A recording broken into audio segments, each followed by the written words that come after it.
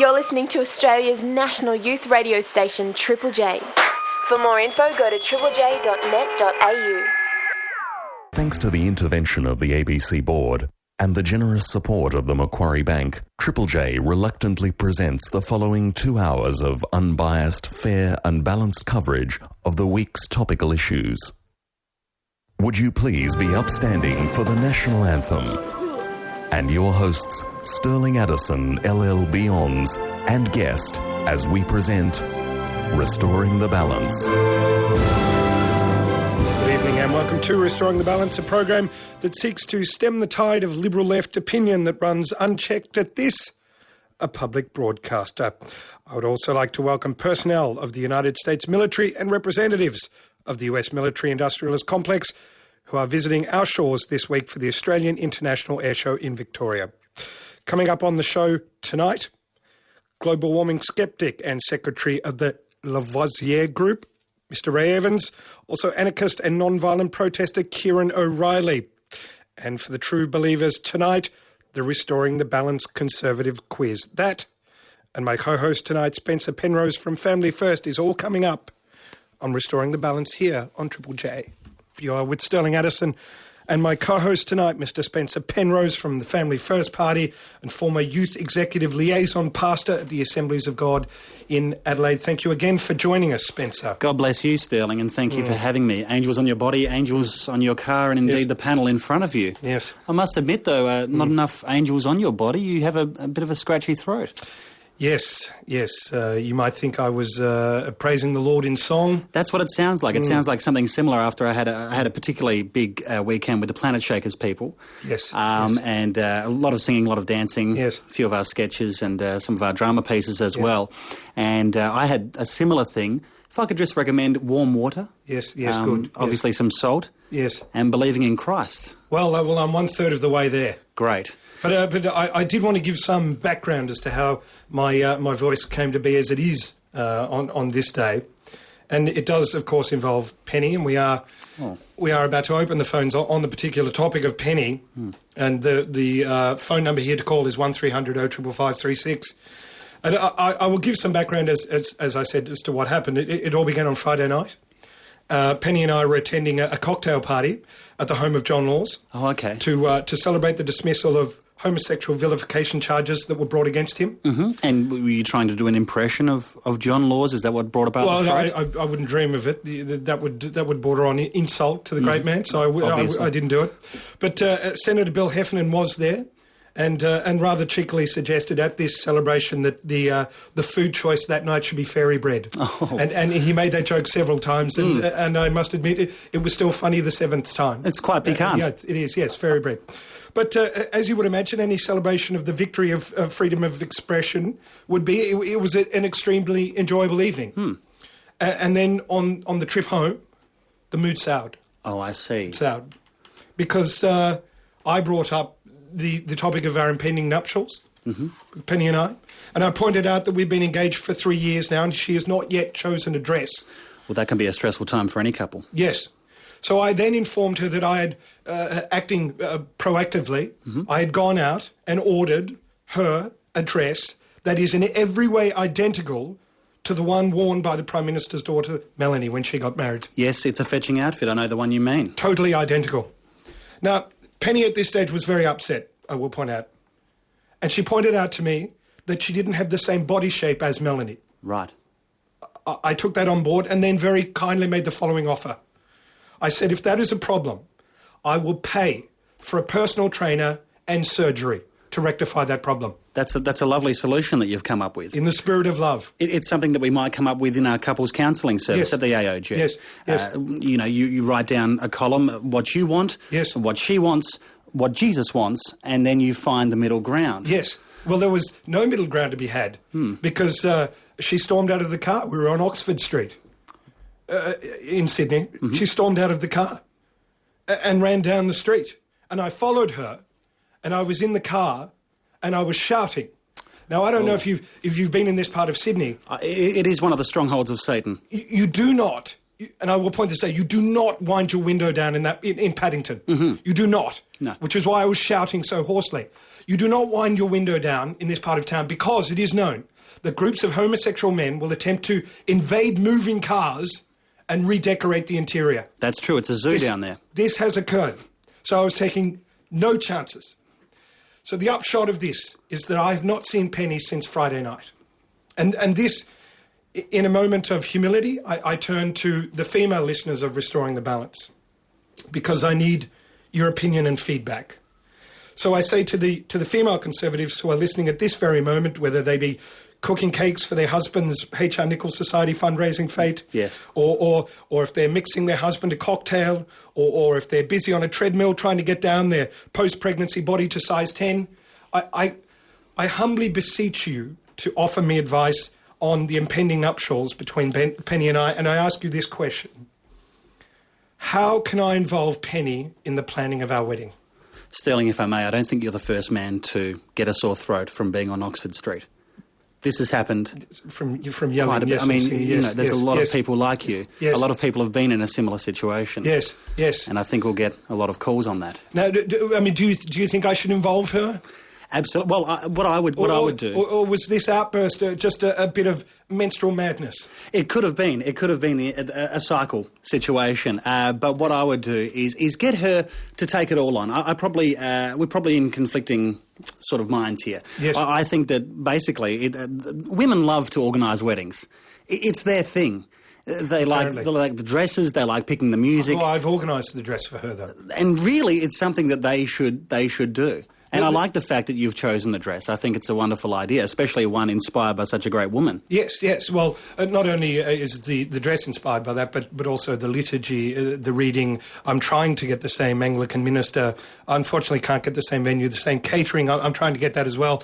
But this is what we're trying to do. So the talkback topic is 1300 055536. I need your advice. How can I involve Penny in the planning of our wedding? This is Restoring the Balance. The phone number here is 1300 055536 if you'd like to SMS 1975 7555. I will explain again why my voice is hoarse. You got it on Oxford Street. In fact, yes. a theory that I have, or an idea, yes, is perhaps you could swing by the church maybe later in the week. We have a healer coming from America. Yes. He could place his hands on you and your voice would be back to 100% in no time.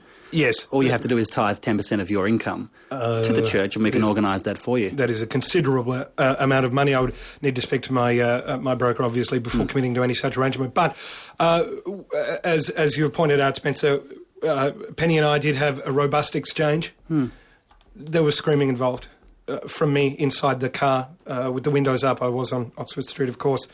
It may have been a moment of menstrual madness. Penny stormed off. I'd very kindly offered to get her either a personal trainer or surgery for her to fit into the wedding dress I would like her to wear, which is, of course, an exact replica of that worn by Melanie Howard. She has spurned the offer. I've not heard from her since Friday.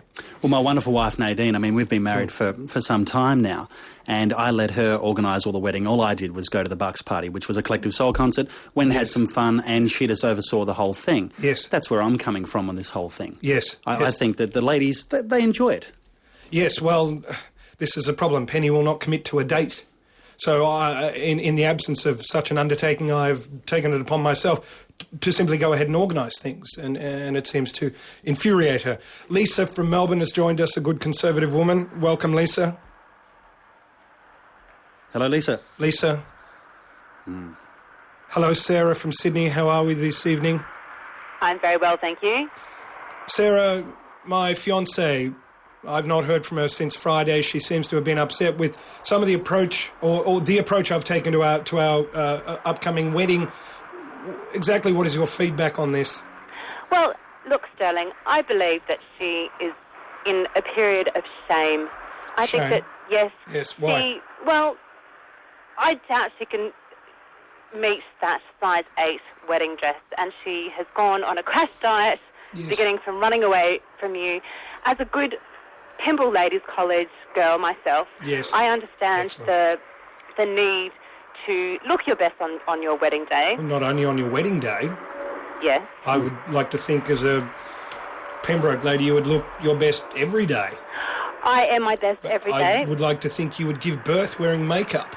I did give birth wearing makeup. It was a beautiful cesarean section, and I had my hair done that day, and Yes, I looked beautiful in all the photographs. I hope your husband was suitably involved.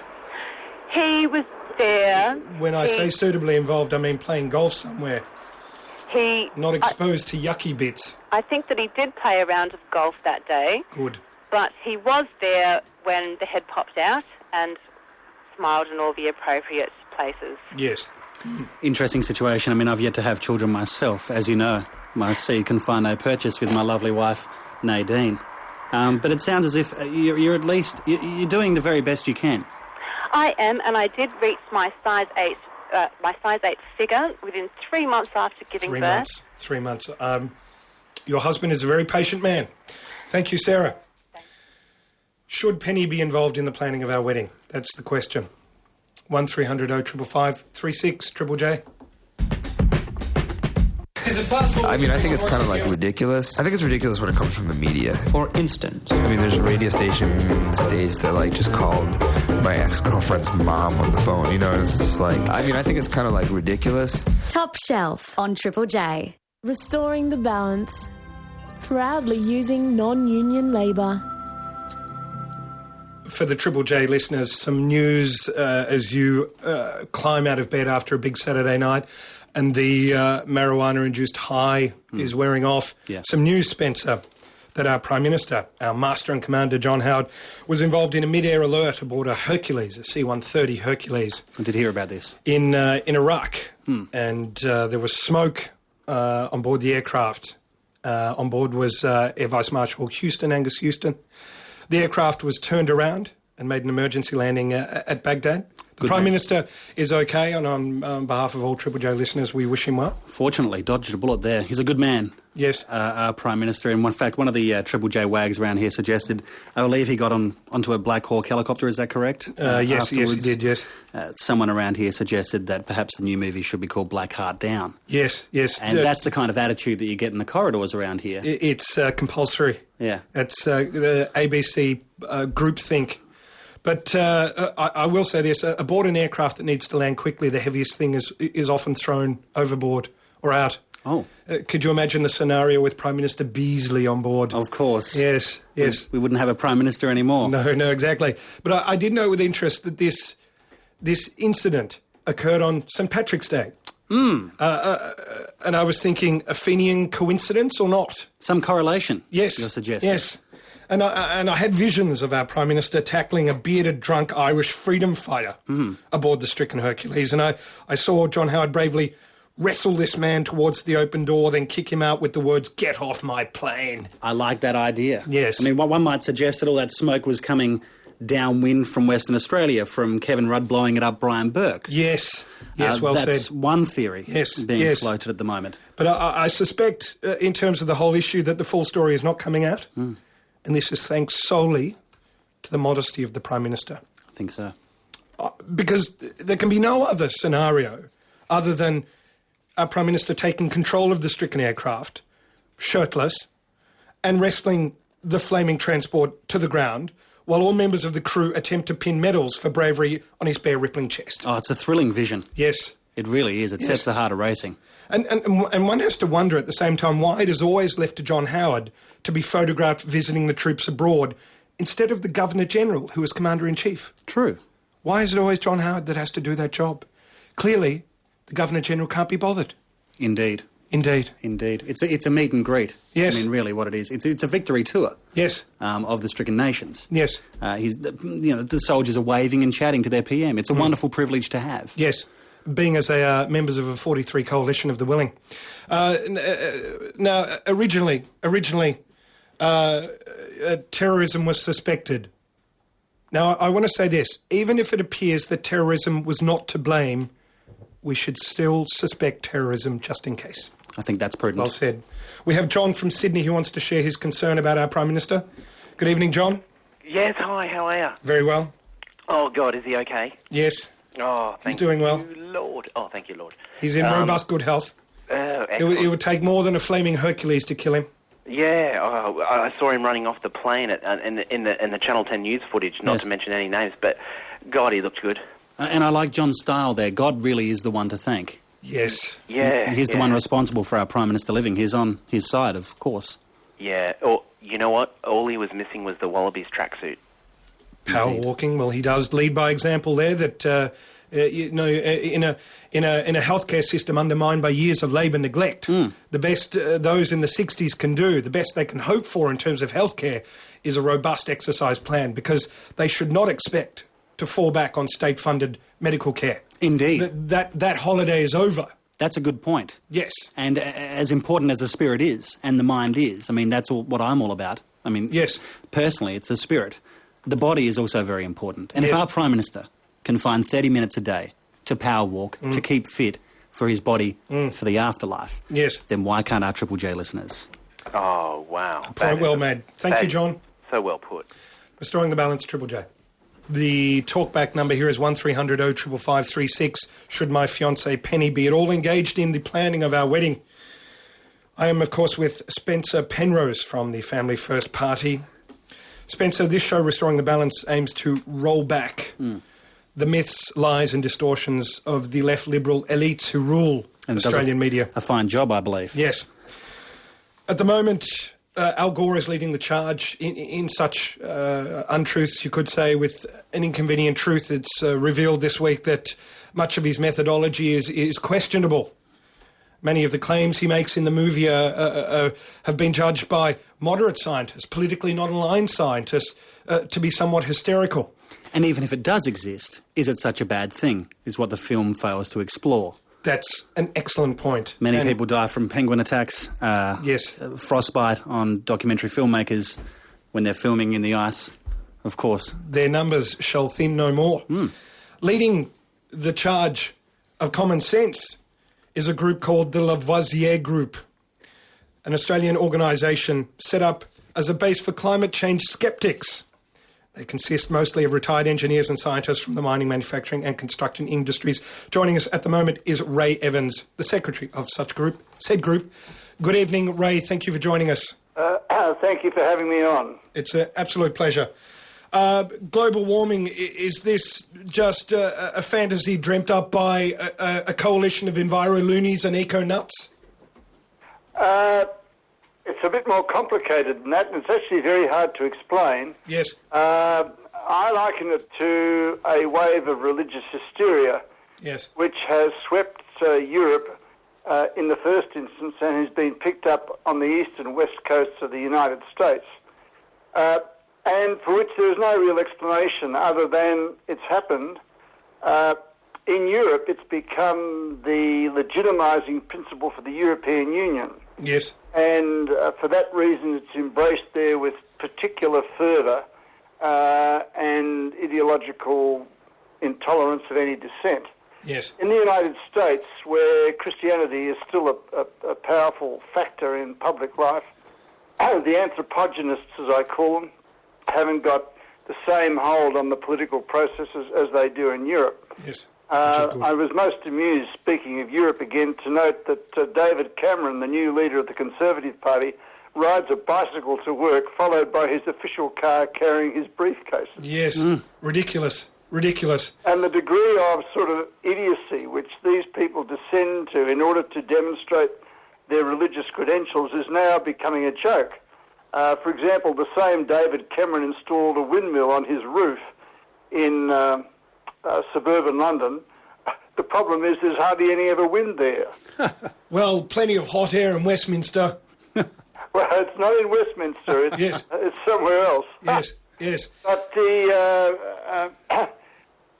I say, there's no satisfactory explanation for it.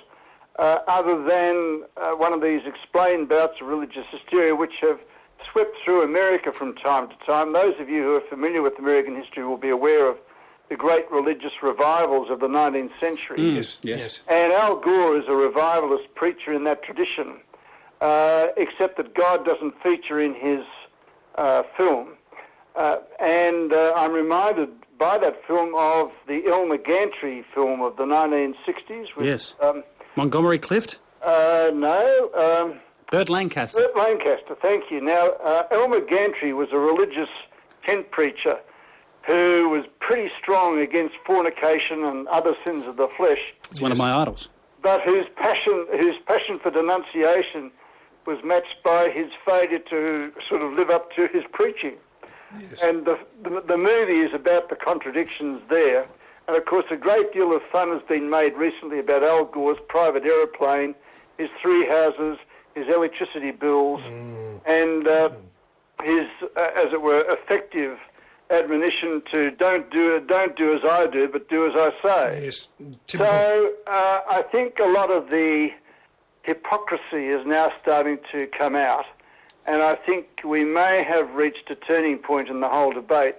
I did want to say to you, Ray, we need to allay fears of rising sea levels, especially to those who own Sydney waterfront properties with harbour views. Well, I noticed with great amusement that Kerry O'Brien on the 7:30 report had 2 successive interviews last week. The first one was about how rising water sea levels were going to take out all of the properties referred to. Yes. The second one was catastrophe. Jim Hansen of NASA, who told us that the West Antarctic ice sheet is now slipping quickly into the seas, and this will raise sea levels by 10 or 20 metres or so. And he was condemning the IPCC, the Intergovernmental Panel on Climate Change, yes, for reducing its forecast of sea level increases, saying that they just weren't aware that the West Antarctic ice sheet was moving rapidly off its rock foundations. Well, this is pure nonsense. Indeed. And the fact that Hansen, who presumably has a reputation to worry about, is coming out with what is palpable nonsense, widely known to be nonsense, suggests to me that there's an element of desperation in the whole anthropogynous movement. Yes, we should beware the enviro whiners. Yeah, well, the IPCC report was once again a political document where they decided they had to steer a course between such gross alarmism as to, as it were, take them out of the debate. Yes. But not at the same time to give anybody, as it were, any comfort that they wouldn't have to do anything. So they strove for a middle course, and in doing so they alienated the hardliners such as Jim Hansen and Graham Pearman in Australia, and their sort of colleagues who are determined to do everything they can to decarbonise the global economy. Yes. And as a result, the IPCC is now caught between the sceptics on the one hand, their own past on the other, which is full of basically lies and misrepresentations, and then the hardline anthropogenists who are after their blood. So there's a bit of a entertainment now, which there wasn't 12 months ago. Now, Ray, I would say your advice to Triple J listeners then is any time you meet somebody propounding this myth of global warming, give them a cool reception. Indeed.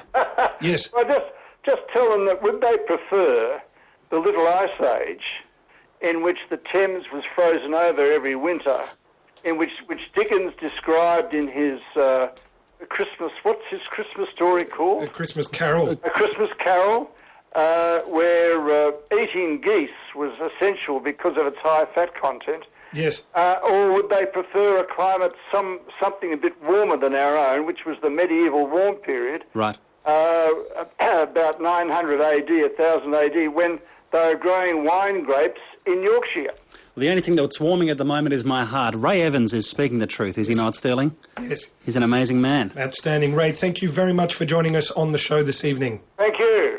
Of course, the greatest climate change known in our memory, Spencer, was, of course, March the 11th, 1996. Of course. It was a good day. Restoring the Balance, Triple J. Restoring the Balance on Triple J. The talkback number here, 1300 0555 36. With myself, young Liberal Stirling Addison. My co-host tonight, Spencer Penrose, from the Family First Party, in finer voice than I am, I must admit, and apologise. No, I must point out, stridently as is possible, that my hoarse voice did not come from any St. Patrick's Day celebrations. Good to hear. It is a blot, that particular day. It's a frightful day on which a man can become an instant millionaire by selling "Stomach Pump Me, I'm Irish" T-shirts. Yes, it's a strange day. I'm still trying to work out St. Patrick. Yes. Was the man who drove snakes out of Ireland. Apparently, yes. Messing with God's great plan. Well, Well, I ask you this question, Spencer. While he was driving the snakes out, couldn't he have also driven out the bad Van Morrison cover bands? I think that would have been a good idea. And yet we're all assailed by them if we're out on St. Patrick's Day. Van Morrison, who is, of course, a good Irish Protestant. Maybe he could have done away with some of the bands who have nothing to do with the Pogues playing Dirty Old Town. Yes. Moving them along. Yes. Which I believe is about an English town anyway. Yes. Moves them along somewhere, I would suggest, at the bottom of the Irish Sea, which is made of Guinness anyway. But, I mean, let me explain how the average St. Patrick's Day goes for the average person. It's a day spent drinking at Paddy McVomit's theme pub. The theme, of course, being at this pub to get as drunk as possible before taking a flamehead lass against a wall in an attempt to outbreed the Protestants. Yes. That is what this day is about. It's apparently... I'm baffled by a saint who demands that he is celebrated by this boozy bacchanalia. Now, this is, of course, in sharp contrast, Spencer, to the restrained, modest celebrations of the days of St. Andrew and St. George. Of course. Of course. And I believe St. Patrick also brought people back from the dead. And Yes. the opposite pretty much now happens. Yes. On Yes, good St. point. Patrick's Day. Good point. People who are upright, Yes. people who are vertical, Yes. bipeds, Yes. by the end of the evening are pretty much comatose and dead. But apparently do raise again on the third day. Yes. Yes, yes. But lest it be thought this is just a tirade of sorts, I guess we should acknowledge the contribution of the Irish in Australia. Indeed, in fact, all over the world. The footage of the St. Patrick's Day march in the United States. Are homosexuals allowed to march in... Because it's a thin line. Yes, I believe not in America. Not because it could be Mardi Gras, or it could be St. Patrick's Day parade. Yes, easily mistaken. Where did the term Gaelic come from, I ask you? But good point. Is it also one of those things where the parade... if homosexuals were allowed to march in the St. Patrick's Day parade in the United States, perhaps the streets would be cleaner afterwards. Yes. Of course, not as messy as they would be had they not. Not washed with green vomit, perhaps something else. But it is a day we should remember the contribution of Irish people in filling our prisons and drinking all our beer. They do fine work. So thank you very much. This is Restoring the Balance on Triple J.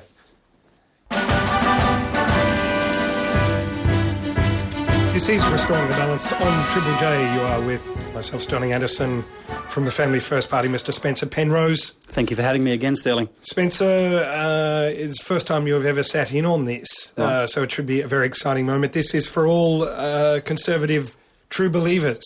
It is a time that, against type, you could say the ABC rewards conservative listeners. Oh, okay. Instead of persistently clobbering them over the head with a constant left-wing bias. Yes. You actually receive something from Auntie that you can put on your bookshelf and in this case have a great laugh at. What a great idea. What a wonderful flagship for this show. Yes, yes. So introducing for the first time this year the Restoring the Balance Conservative Quiz. Now what we need right now is two people to play. The numbers are 1300 0555 36. We need two people to play. It doesn't matter where you're from or what you do. You don't have to be conservative even, in which case both Spencer and I would pity you greatly. We would still, in a spirit of Christian charity, speak to you. Dare I say that if you are conservative, you may indeed do better at this quiz than someone who isn't? Yes, yes. Because all the questions have to do with conservative figures. Philosophies. I will point that. I will point this out, Spencer. The first question will be a no-brainer for any Triple J listener. Okay. I can guarantee you that a Triple J listener will get the first question without fail. That's a pretty low bar. So really, you're casting the net far and wide. I have necessarily set the bar low. It's it's called catering to your audience. Indeed. And your audience very rarely fail to meet your expectations. Now, the prize that we're giving away tonight is one of the funniest books you will ever read. It's something of a fairy tale, but it was penned not by the Grimm brothers, but by Leon Trotsky. Ooh. It is, of course, the ABC Editorial Policy Handbook. Yes, it's a page-turner. Yes. It really is. Yes, March 2007. That is the prize for this evening. That is what you were playing for. You will, of course, love Chapter 16, involvement with commercial organisations, products and services. I can't wait till a movie is made of that. There is, of course, content standards, which is a huge belly laugh as well. In the humour section, I think you'll find the editorial policies of the ABC. So what we're doing now is screening callers 1300 0555 36. Conservative quiz. Come back and we will be playing the Conservative quiz right here on Restoring the Balance. My co-host this evening, Mr. Spencer Penrose from the Family First Party, a former youth executive liaison pastor with Assemblies of God, a man with an intimate understanding and knowledge of youth and their affairs. Just looking through the prize for the Conservative quiz. Which we're about to do, of course. It's the ABC editorial policies. And you'll notice 5.11.1, reenactments, their policy on reenactments. Yes. Should only be used when they add context and provide insight. They need to be based on facts, not imagination. Well, they should not be used gratuitously. Of course, the ABC every day reenacts fairness, honesty, independence. Yes. You know what I'm saying? Respect. Yes. All points and well made. Editorial objectivity. They fake that every day of the week. It's a reenactment right there. It is. We are doing the Restoring the Balance quiz. The prize this evening is the most hilarious book ever put out in Australia, apart from anything written by Max Walker. It is editorial policies. And we have Graham. We have Graham from Melbourne playing. Good evening, Graham. How are you? Graham? We don't have Graham. We have James from Sydney. Good evening, James. I hope we have James from Sydney. The questions are accessible. Question number 1 will be very easily handled by a Triple J listener. Mm-hmm. It's what I called earlier a no-brainer. If there's a Triple J listener in the land who can't get this question, I will eat my $3,000 suit. Indeed. And we have some technical problems here. The 24-hour, 7-day-a-week broadcast of Triple J is something of a technical problem. Indeed. It really shouldn't be out there. Maybe there should be a policy on technical difficulties in the editorial policies. Well, we might check that while we go to a song. ABC. Goodness. Spencer Penrose and myself, Stirling Addison, taking you through for yet another hour of conservative comment, addressing the crisis in conservative comment, especially here at the ABC. Yeah. Spencer, we've been attempting, this is the third time we've attempted to get Restoring the Balance, the first ever conservative quiz up. From the producers, they were claiming phone problems. Yes. Clearly internal sabotage. I think so. I think the engineers have been using some of the Triple J funding money to support their Rastafari lifestyle. Yes. Ironically, they need to switch on. Yes.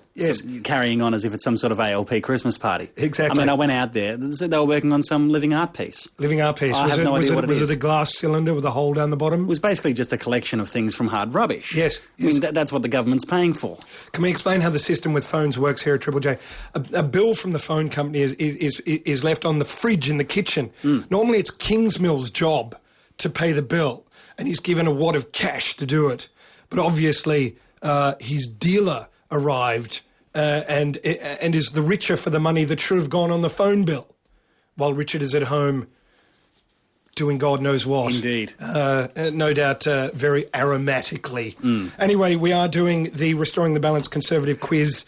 The prize is a copy of the ABC's editorial policies. It makes for hilarious reading. Yes.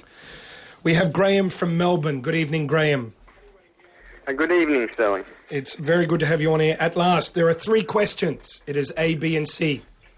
Okay. And you take the choice. Now, as I said, question number 1 is an absolute no-brainer for any Triple J listener. So are you ready?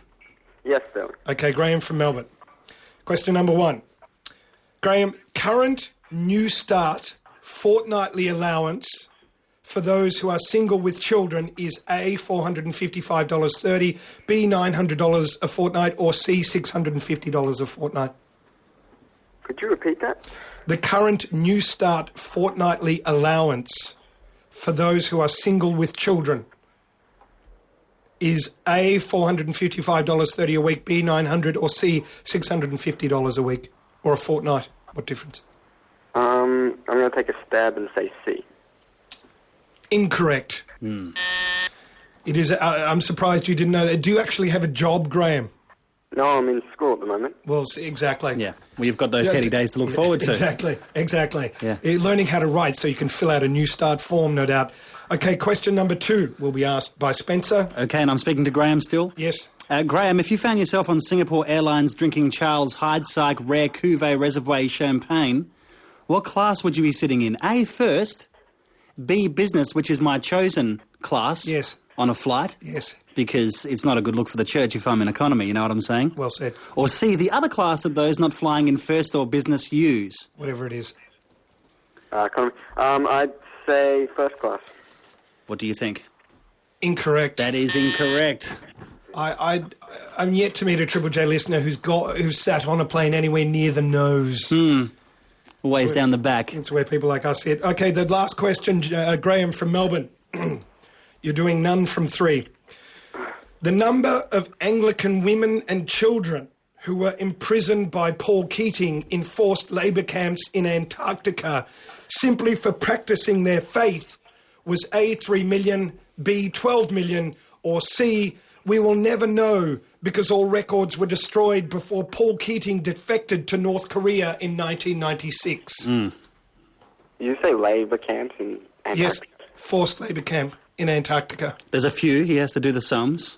This is actually the labour camp that we're talking about in Antarctica as opposed to the other ones around the world. Yes, your history teacher has probably not told you about them. Is it A, B or C, Graham? What were A and B? A, 3 million, B, 12 million. C. Well, we'll say that's true, yes. Yes. Well okay. done. Stay on the line, we'll get your details and you will get a copy of the editorial policy. You have to do this, even though he got 1 out of 3. This is the ABC, where everybody gets a prize. Of course, they love everyone. Yes, it's like a state school. Yeah. You don't have to pass a test in order to pass a test. Yes, that's true. Editorial policies, all his. Every player wins a prize on Triple J. Social engineering at its worst. Restoring the balance. Rolling back left Liberal bias here at the ABC. It's about time. Bit by bit. As you would know, Spencer, the topic of history and our interpretation of our past is constantly controversial. How we see ourselves at the present is directly informed by how we view our actions in history. As such, John Howard has highlighted the history wars. Right. And the interpretation of past Australian history. To speak about such things, we have on the show Professor Henry Reynolds. He's an eminent Australian historian whose primary work has focused on the frontier conflict between European settlement of Australia and Indigenous Australians. We welcome you this evening, Professor Reynolds. Thank you for joining us. Good evening. Now, Professor, could you explain to those who are not in the know, and that's basically 100% of Triple J's audience, what the history wars are? Well, they're a series of conflicts between people holding quite different interpretations of Australian history, and they have been running now for 10 or 15 years, yes. And they at various times flare up and make headlines in the newspapers and are the subjects of speeches by the most eminent in the land. Yes, yes.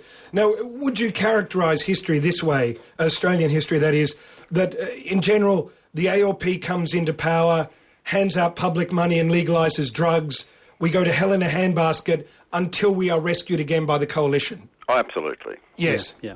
Absolutely. Yes. Well, it's good to know where you stand then. Yes, yes, and set as well. Yes, yes, yes.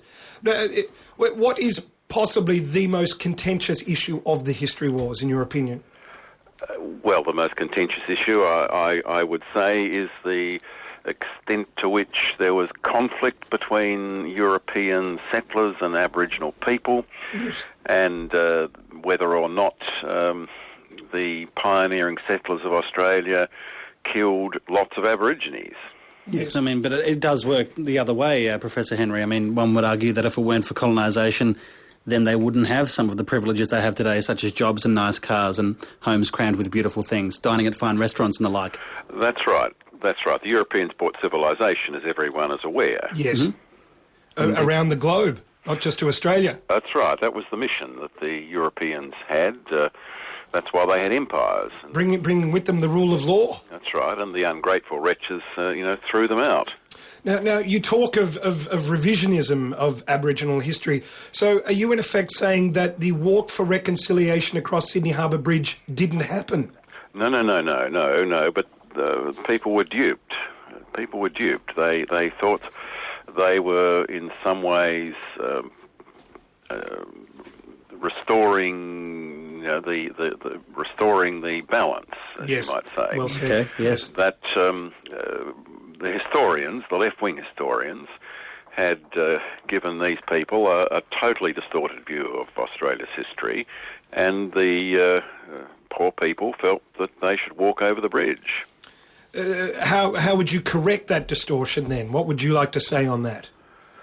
Well, I think they should realise that it's all been part of a pretty serious and devious plot, if you don't mind me using that term, that's probably been centrally organised among a small group of highly dedicated zealots who have set out to give a totally distorted view of the past and so undermine our morale, our national morale, and make us a much weaker place and therefore much more liable to subversion and possibly inevitable takeover. Never. Not on a Conservative watch. No. I would say. Well, indeed. I mean, I think this is one of the things that we should most admire the Prime Minister, that he has seen this, whereas most people had not appreciated the extent of the subversion and even the treason of the intellectuals, of the chattering classes, yes, who swarm in the universities and I might also say other parts of the ABC. Yes. He is the person who realised this and has spent the last 10 years stamping out the influence of these people. I would like to see most universities in Australia named in his honour when God forbid the day occurs when he chooses to retire. Indeed. Yes, and you would hope indeed that there are still a lot of people there. I think they need to be purged. Talk to me about the black armband view of Australian history. I mean, for me, the black armband goes well with the colour red. Yes. It goes well with the colour pink. Well, yes. I think it's a good metaphor because the idea was that the black armband would be tied so tightly that the whole arm would drop off. Yes. I know what you're saying. I mean, the healthy blood moving through the arm would be brought to a standstill. Seems like it's choking off oxygen to your brain. And gangrene would set in, yes. Yes. An eye for an eye leaves everybody blind. Yes, it does. That's right. Professor Henry Reynolds, thank you for joining us this evening. Well, it's a pleasure to talk to balanced people on the ABC. You know, one is used to such left-wing bias that I greatly admire you for having the courage to speak as you do. And well, you might, and thank you for not taking the black armband view of our show. Okay. Thank you. Thank you, Henry. Goodbye. Treacherous. Absolutely. Man. This is Restoring the Balance on Triple J. The talkback number 1300 555 36. Earlier on the show, Spencer, you will recall that I detailed the robust exchange I had with my fiancée, Penny. Yes. She fled from the car on Oxford Street in Paddington. I pursued her, yelling at her loudly to get back into the car, obviously, with the windows up. It's a stressful time because you're in the lead-up to a wedding. Yes. I mean, obviously, tensions are raised. Yes. And it's not always a good look in that area. Yes. To be having a loud argument with your better half. For some reason, it attracted attention. As she walked, I followed her in the car, just screaming, "Get in, get in!" Yeah. And it attracted some attention in a part of town that's, let's face it, full of weirdos. Yes. Which is why I had the window up. Well, they would have been surprised possibly that there was a man and woman appearing together. Yes, and a man who'd done well enough in life by inheriting money to afford a Lexus. Yeah. Yes. But I had put the call out to Triple J listeners, female Conservative listeners of the show, to give some advice. Should I include Penny in the planning of our wedding? Well, I think you should have left it all up to her. I mean, that was my idea. I mean, really, it's your role to sit back, Watch the fun parade before you.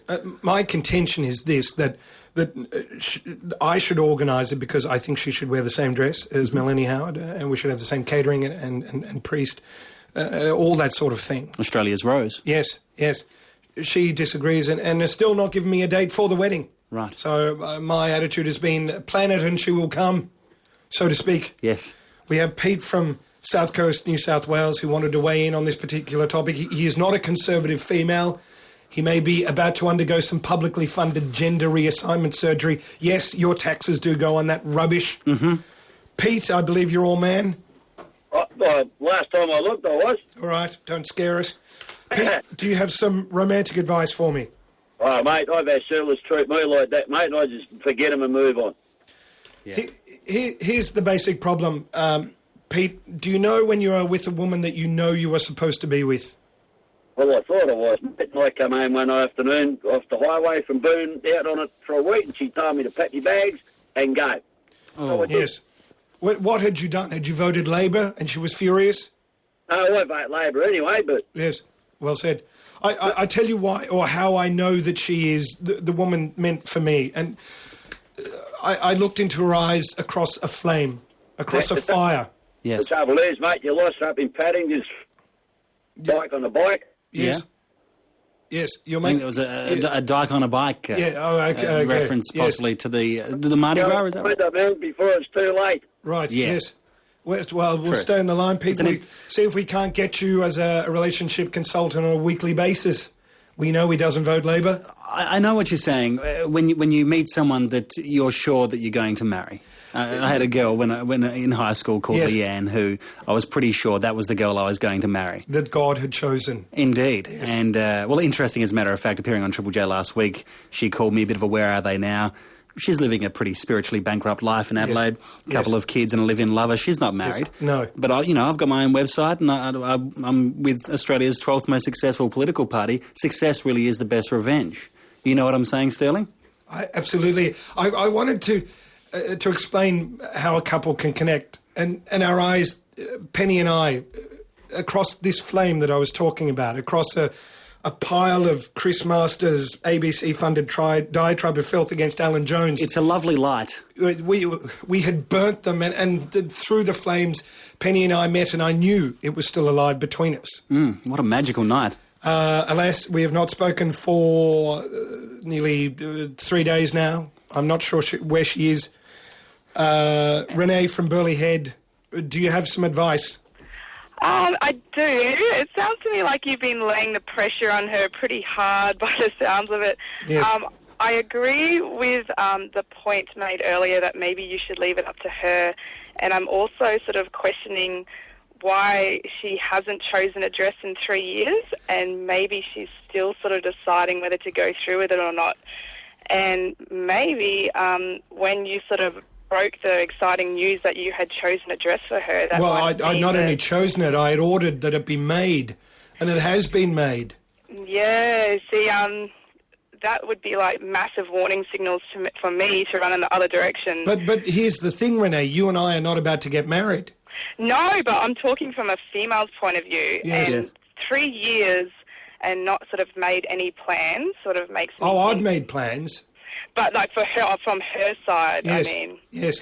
Well, so maybe lay off on the pressure a little bit and just let her sort of go at her own pace. Indeed. I have said to her, if she feels pressure to fit into the size 10 dress, as I said earlier, I generously offered to get her either a personal trainer or surgery. And that might have been another thing that maybe another reason why she hasn't spoken to you in 3 days. Are you suggesting that perhaps they should give each other some space? I'm suggesting that maybe, Sterling, you need to sort of... Sterling, take a more respectful approach to maybe her feelings on her maybe looks and what she would like to do with the wedding. Yes. So maybe take a step down. It's never happened before, and I doubt that it ever will. But thank you anyway, Renee. Thank you anyway, Renee, who is obviously possibly in a same-sex relationship. It sounds like it. And now, just let me get this straight. You haven't spoken with your other half for 3 days, that's correct? Yes. and you're sleeping in separate beds at the moment. Well, you always sleep in separate beds anyway. Yes, it is a chaste courtship. I understand. So obviously, there's no real punishment there for you at the moment. I mean, apart from the frostiness. Yes. Which could thaw any time. I mean, I hope it does. But really, you're sleeping in separate beds anyway. Yes. It is something to be endured.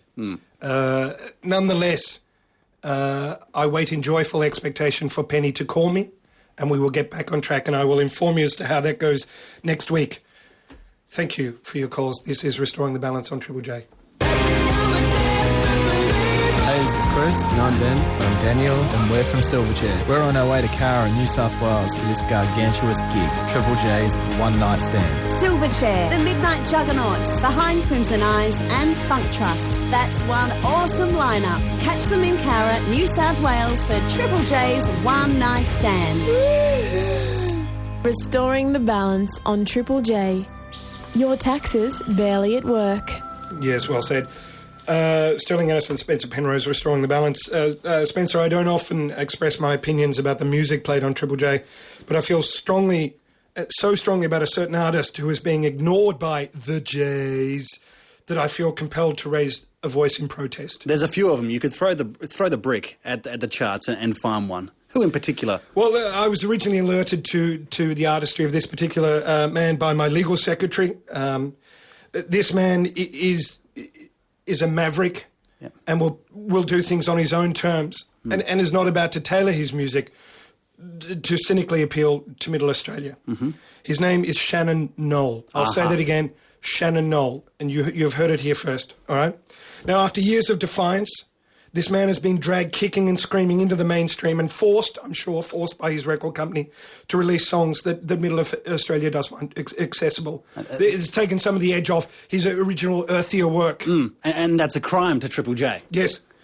Now, for those of you who are thinking, should I explore him, I just wanted to almost reassure you about this man, because he does retain some of his former edge. Okay, and I'm referring specifically to his facial hair.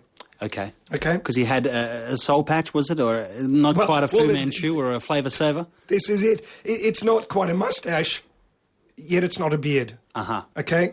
What it is, though, is a statement that says, I will not conform. Mm-hmm. You can neither class this as a beard or a moustache.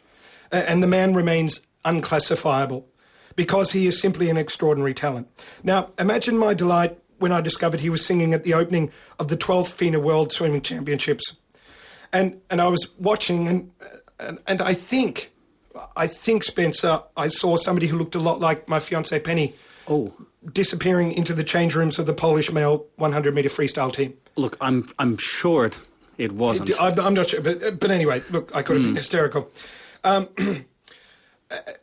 Shannon Noll was performing brilliantly. Yes. And I'm sure, thinking about it, that he is available for corporate shows. So I urge any Triple J listener who wants to witness his live act to simply get 4 or 5 of your friends together to put in $3,000 or $4,000 each, or just charge it to your law firm's annual entertainment budget. And you will have him. That is a fantastic idea, and I know for an even cheaper price someone who can entertain you, who is also a rebel, who also has some facial hair, and who also stands up and says, I will not confirm. His name is Jesus Christ. He's available absolutely everywhere all the time. But he does not charge for corporate appearances. No, it's a lot cheaper. Yes. Now, this is the thing about Shannon Noll.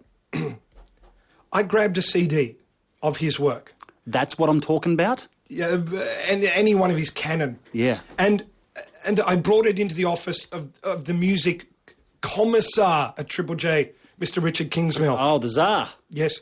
I handed him this CD. He looked askance and somewhat horrified when he read Shannon Noll. Now, naturally, he was horrified. Here was the great music sage of Triple J, caught again asleep at the wheel. Doesn't surprise me. Yes, embarrassed, no doubt, that he once more has missed the arrival of a new and vital talent, and furious, no doubt, that I had scooped him. The king, sucking on the public teat. Yes. Saying no to Shannon Noll. Yes, he had obviously not heard of him, was not an early adapter of Shannon Noll, and was therefore furious at me. and therefore, out of pure spite, refuses to play the music of the man on Triple J. I dare say that there's a history there. I dare say that Kingsmill probably turned him down in the Unearthed competition. Yes. Because, of course, as we know, Shannon Noll is a rural man. Yes, I dare say he sent in his demo tape through the Triple J website. Yes, not turned down for being too Australian. Yes, not cool enough. Too mainstream. Yes, or alternatively, I would argue, somewhat too edgy with the thing, the growth, the caterpillar, the little soul patch, flavour saver, little bit of hair. The thing, it's too edgy. But this is what we ask. So we ask you as a result, Richard Kingsmill, is the man fit to judge music?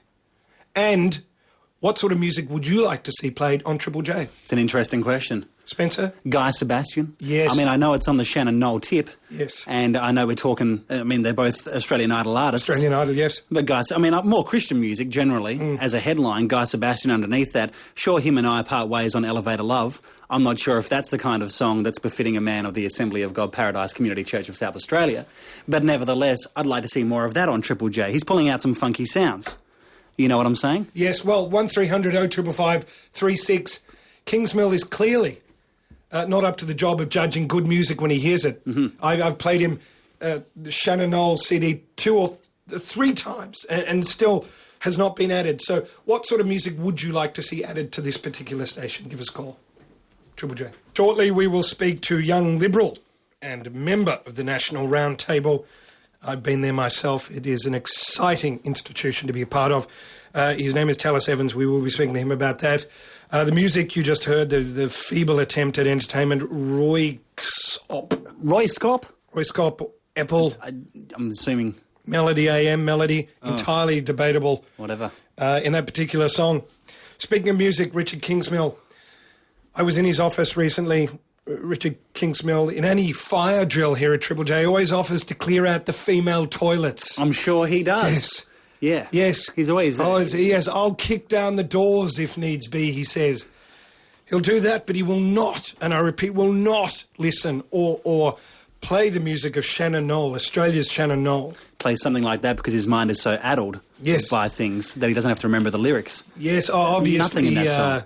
The music of Shannon Noll doesn't go well with certain herbal products. So we're asking, is Kingsmill indeed fit to choose music for this station if he ignores talents such as Shannon Noll? This is what we want to know. Yes. Rowan from Melbourne. Hi, how are you? I'm very well. That's good. I just wanted to say, just before I get onto it, I've got nothing against Shannon Noll's music at all. Yes. But the music that Triple J plays is what makes Triple J Triple J. Yes. Rubbish music. Well, I'm actually a Christian myself. Yes. I'm actually driving home from a Bible study right now. Peace. Great. And I enjoy listening to the music on Triple J because of what it is. What about the themes that so openly promote a sodomistic lifestyle? Well, I think you need to approach the music which comes on with an open mind. I mean, there are some songs, obviously, which I don't agree with. Like, there's some songs that's quite a bit of swearing and things, and I'm not endorsing that by any means. But I think that, there's a lot of, good stuff on there, and I think for you to say that all the music on Triple J is rubbish, yes. I think is very unfair. I think that, true, the music of, say, Guy Sebastian and Shannon Noll and Australian Idol, whatever, some of it is very good. Yes. But I think it falls outside of the bracket of the music which Triple J plays, and so it doesn't fit into the demographic of what Triple J is looking for. Word, Rowan, that's a good man. And you're just coming back from Bible study. Do you want to give a shout-out, represent to your group? From Southeastern Christian Centre. I'm just doing the intern program there and having a great time doing that. Booyah, bless you. That's great, Rowan. Cool. Thank you, Rowan. All right, thanks very much. Just on the whole Shannon Noll thing, I just wanted to say, obviously Triple J will not embrace him as an Australian artist. Plenty of overseas artists get a run on Triple J. The cultural cringe is obviously alive and well. So of course. We turn again to the only democratically accountable media in Australia, and that is commercial radio. What a fine job they do. Commercial radio will, I beseech them to take on the music of Shannon Noll, please play his music and please don't play it sparingly. Mm-hmm. That's all I ask. Good point. This is Triple J. Shortly we will be speaking to Tallis Evans from the National Roundtable. That will be occurring shortly here on Triple J. Restoring the balance. Proudly using non-union labour.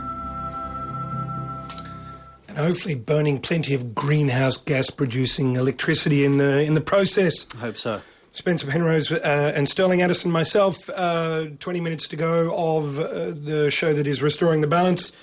We're about to speak to Tallis Evans. He's a young Liberal. He's a hospitality and tourism management student at the University of South Australia.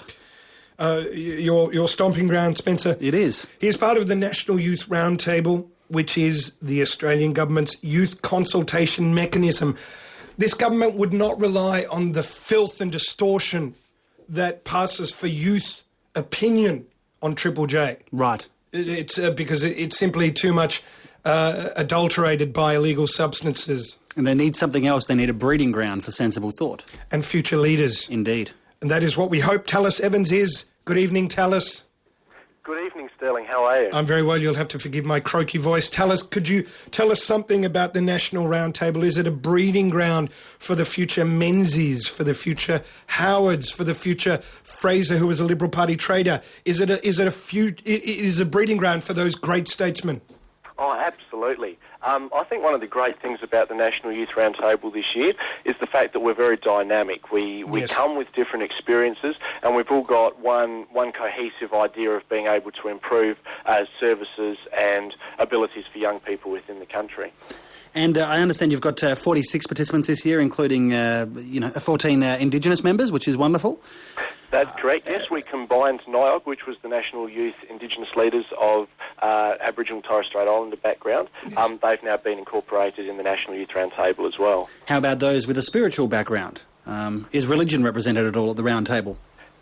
Yes, it is. Obviously, people come with different spiritual ideology. And yes, definitely, obviously, people who are members of the National Youth Roundtable have the ability to express those views once they get there. Now, tell us, you would no doubt be eyeballing or face-to-face with young Labor members. Are they showing the form that their senior members do by dining with felonious characters, by sidetracking issues, by personalising attacks, by inflating the danger of global warming? Well, I would say that actually the National Roundtable this year has been reasonably calm and placid as far as all of those things are concerned. Really only constructive things we've been able to talk about this year. And although obviously everybody comes with slightly different opinions on slightly different issues, we've all been able to come together regardless of our ideology to form some pretty exciting projects. It sounds like a political ecumenism, which is obviously a dangerous thing. In terms of your whole career, tell us, do you see this as a stepping stone to something larger? Oh, yes, well, definitely. Look, I mean, it's a fantastic opportunity to be in a situation where you're representing so many young people and not only representing so many of them, but having the ability to be recognised yourself and to be able to action some of the things that you're learning, some of the things that you've been able to discuss and to bring forward as issues for young people.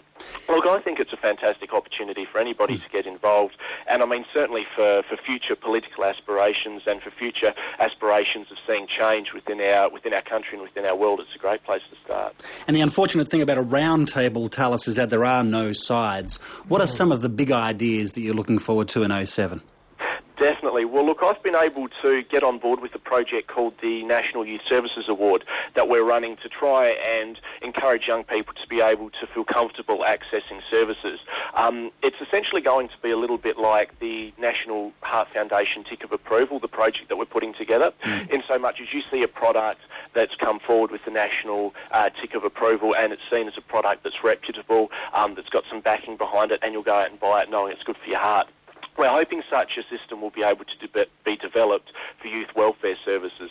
And so, in other words, in doing that, what we'll be able to do is try and connect some of the young people that may need these services to the services, knowing that they're going to be confidential, innovative for young people, and, beneficial for them. Excellent. Tallis, thank you very much for joining us. I'm interested, where was the event held, the roundtable held in Canberra? Yeah, it was in Canberra this year, and we'll be meeting up several times, obviously, throughout the year to work on our project. Of course. Now tell us, at the end of it, gets on a plane and goes back, being from the Liberal Party, he goes back to Adelaide. Members of the Greens, of course, get on a plane and go back to Cloud Cuckoo Land. Indeed they do. Where they come from. Express flight. Yes, they don't need to fly. They're already high enough.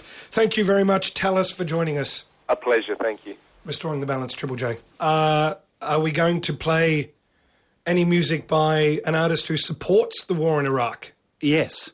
John Butler Trio have yet to renounce their opposition to the war in Iraq, and yet we reward them with airplay here at Triple J because it's the law. Probably not, I don't think.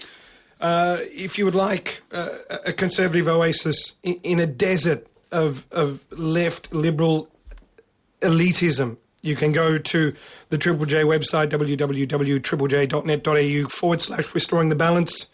You will find comfort and nourishment of the conservative sort. Yeah, it slakes your conservative thirst. Yes. The website, it's a great read. Also, you can email us, restoring the balance, all one word, at triplej.abc.net.au.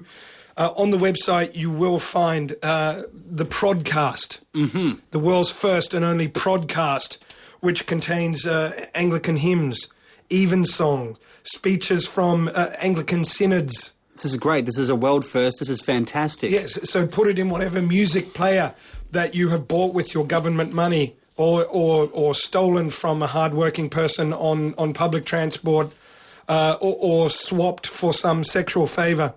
Put the prodcast on that. I could probably put some of my own compositions on there from my church. Yes. My most famous song is My Light is Right. Yes. And the lyrics, quite uplifting. Anyway, it'll be on the website when you're prowling around, I dare say, Triple J listeners, looking for porn. Porn. Yes. And, cheap imported drugs. Yes. Probably, but more likely than not from a pornography-induced stupor, a festival of onanism and self-gratification.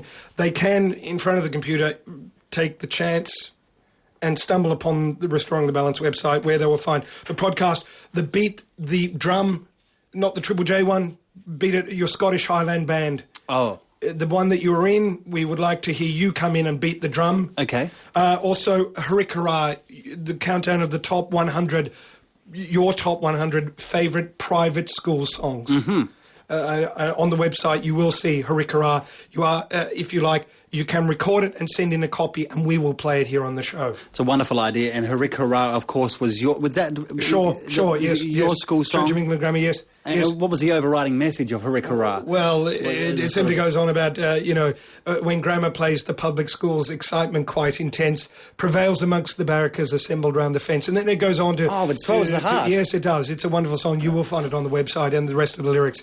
The website, of course, triplej.net.au/restoring the balance. Shortly, we speak to a destructive hippie. Yeah. Yep. Restoring the Balance, Triple J. Smash! Drum! Yeah! Want to get to the Semi-Permanent Design Conference and give your smashed-out drum logo skills some exposure in JMag? Bang is not a no! Hit the Triple J website for the details quick, because entries close tonight. Snare drum! Move out of the way! So get smashing! Smash! Drum! Take that! For Triple J. Restoring the Balance. Countering commie claptrap with considered conservative comment.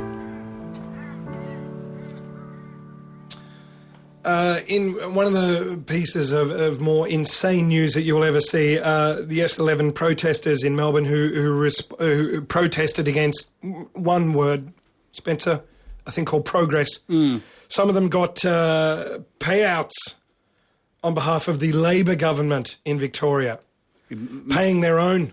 I've heard about this. It makes you want to protest the protest of the protest. Well said. Kieran O'Reilly, note the Irish name there. He is one of the recipients of this, even more state money, I imagine. He's grown up on it. He's currently overseas fleeing. He's a professional activist. He has attacked a perfectly innocent B-52 bomber in New York.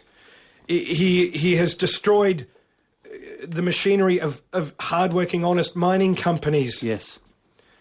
He is a reprobate and an anarchist, and yet we have him on the show. Good evening, Kieran. Good evening. Pleasure to be on the show. I should think not. Kieran, where are you at the moment? I'm in Budapest, Hungary. So you've returned behind the Iron Curtain as some sort of homing mechanism? As a guest of the anti-war movement here, we had a rally on the 4th anniversary of the invasion of Iraq last night, and I'm doing a number of workshops on non-violent direct action. Yes, tell me, the anti-war movement, how have you gone, say, in the last 10 years, actually stopping wars? Well, this war had no popular support, and the scary thing is they don't need popular support to have wars now, but we've done pretty well in terms of turning military equipment around. We disabled a Navy plane in Ireland and sent it back to the United States, and were charged with $2.5 million criminal damage, and were found not guilty last July by an Irish jury, who always elect a keg of Guinness as their foreman. Well, it's interesting because only 3% of trials in Dublin end in acquittals. So, the jury spoke with one voice, that the Irish people don't want to be involved in this war. And on average, 1,000 US soldiers pass through Ireland every day, which is supposed to be a neutral country. So, obviously the United States is losing the war in Iraq. And not so. The coalition of the willing is triumphing. Yeah. Right. Yes. Rolling back the insurgents daily. Well, say it 3 times and believe it, but yeah. Well, Kieran, yeah. I'm in two minds about how to take Kieran tonight, Stirling, because he's an anarchist. Yes, but he's got Jesus in his life. But to me, it's the wrong Jesus, Kieran. It's the mad Jesus, having a bad day, throwing the moneylenders out kind of Jesus. Yes. That was a dark side of Christ, and one we can all agree on.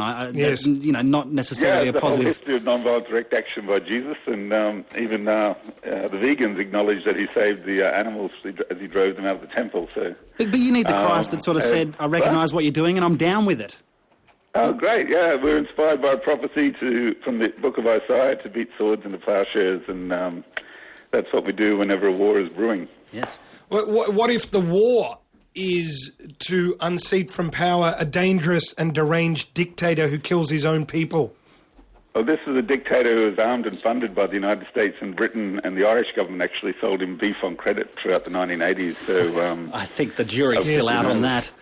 Yes. What's that? I think the jury's still out on that, Kieran. What have you been doing with this $2,000? You haven't popped over to Amsterdam, have you?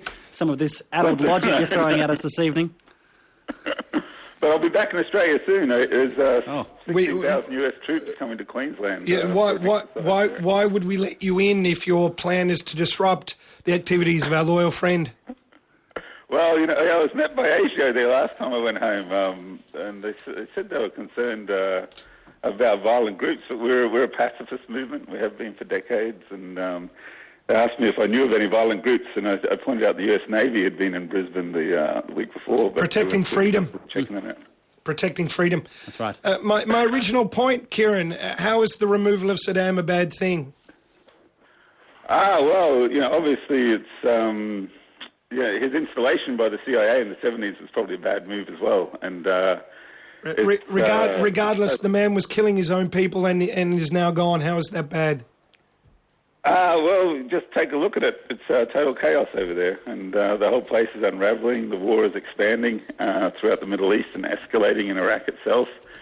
So, it's very few people would think that we're in a better situation than we were before the US invaded. Well, out of chaos sometimes comes growth. Yes. It's right. It is called a period of transition. Yes.